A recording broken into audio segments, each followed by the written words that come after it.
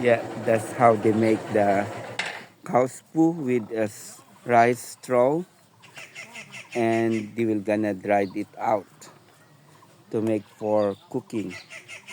Like there's not much wood in here, so they just use the cow's poo and the rice straw,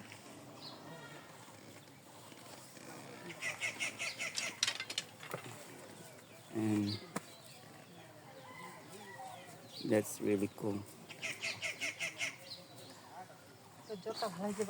Yeah, just give me 1 second.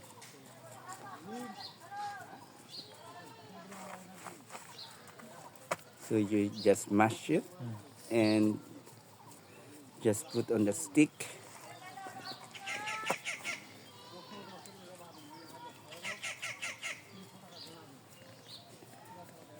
and dried it out and ready for cooking.